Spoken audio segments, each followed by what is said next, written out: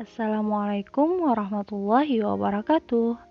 Kali ini kami akan membahas tentang istishab dengan dosen pengampu Bapak Muhammad Arif SPD MPD dalam mata kuliah Ushul Fiqh. Perkenalkan, kami dari kelompok 8 PMTK B 2018 yang terdiri dari Atik Al-Ghaziyah Hemalia, Nurul Kamilah, dan Sarmilah. Pokok bahasan istishab yang akan kami bahas memuat tentang pengertian dan syarat-syarat istishab, macam-macam dan contoh istishab, dan juga kehujahan dan kaidah-kaidah istishab. Baiklah, selamat menyimak. Pengertian istishab secara etimologi, kata istashhaba dalam sigat istif'al yang bermakna istimraru as-suhbah. Kalau kata as-suhbah diartikan sahabat atau teman dan istimraru diartikan selalu atau terus-menerus, maka istishab secara logawi artinya selalu menemani atau selalu menyertai. Sedangkan secara terminologi, istishab adalah memberlakukan hukum lama selama belum ada hal lain yang mengubahnya. Sehingga pola istishab bukan menciptakan hukum baru, melainkan mempertahankan dan melestarikan hukum yang lama.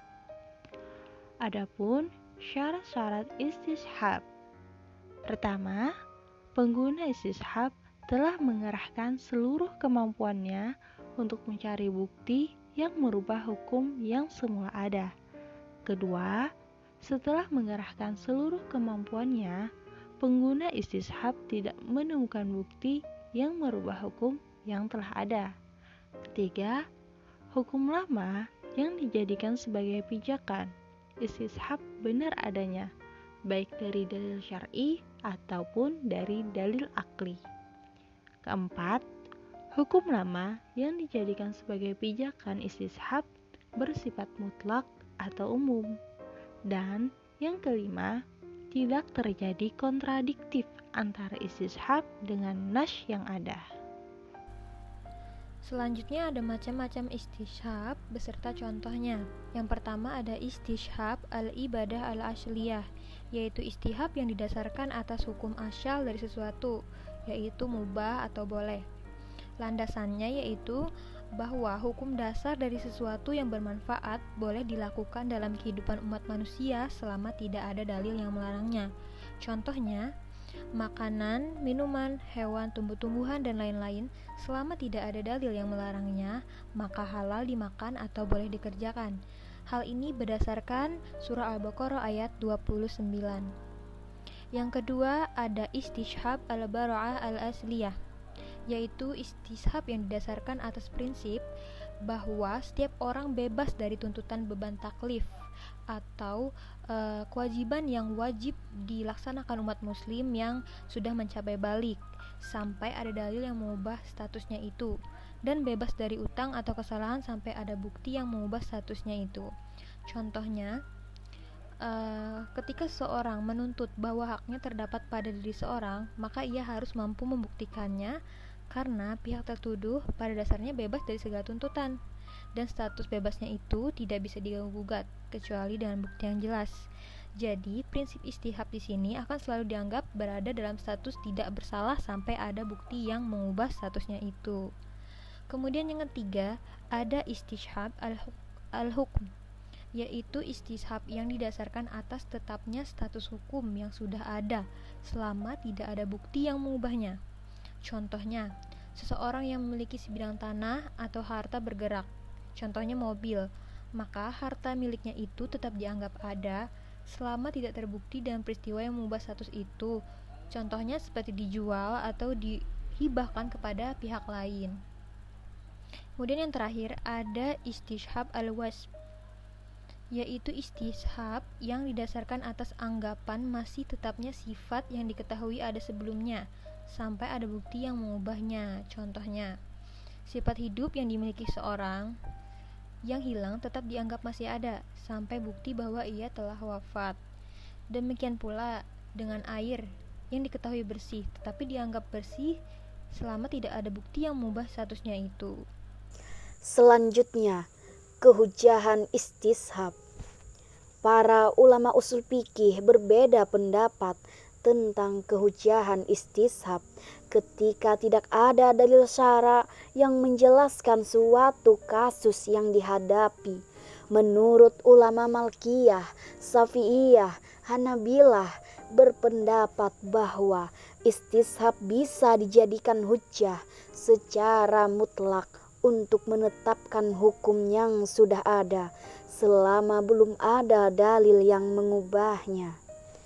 Menurut mayoritas ulama Hanafiyah, khususnya mutakhirin, istishab bisa dijadikan hujjah untuk menetapkan hukum yang telah ada sebelumnya dan menganggap hukum itu tetap berlaku pada masa sekarang, tetapi tidak bisa dijadikan untuk menetapkan hukum yang akan ada. Dan setelah argumentasi dalil-dalil yang menguatkan pendapat masing-masing, Dr. Randos Wahbah menguatkan pendapat bahwa istishab bisa dijadikan hujjah secara mutlak karena kuatnya dalil mereka dan banyaknya kasus yang membutuhkan pada istishab. Selanjutnya, kaidah-kaidah istishab. Yang pertama, al-asal biqani makani ala makani hatta yahabit ma yagrih. Maksudnya, pada dasarnya seluruh hukum yang sudah ada dianggap berlaku terus sampai ditemukan dalil yang menunjukkan hukum itu tidak berlaku lagi. Contohnya, tidak dibagikannya warisan mafqud kepada ahli warisnya sampai ada bukti kematiannya. Yang kedua, al-asal fil asya illa bihad. Maksudnya, pada dasarnya dalam hal-hal yang sifatnya bermanfaat bagi manusia, hukumnya adalah boleh dimanfaatkan. Contohnya, akad-akad yang tidak ada larangannya, maka boleh. Yang ketiga, al-yakin la yazillu bisyak. Suatu keyakinan tidak bisa dibatalkan oleh sesuatu yang diragukan. Contoh penerapannya, seseorang yang telah berwudu, apabila mereka ragu akan wudunya itu apakah telah batal atau belum, maka ia harus berpegang kepada keyakinannya bahwa ia telah berwudu dan wudunya tetap sah. Tetapi ulama Malikiyah melakukan pengecualian dalam masalah sholat. Menurutnya, apabila keraguan tersebut berkaitan dengan sholat, maka kaidah ini tidak berlaku. Oleh sebab itu, apabila seseorang ragu dalam masalah wudunya, maka ia wajib berwudu kembali. Selanjutnya, keempat, al-asal bira'atil zamat.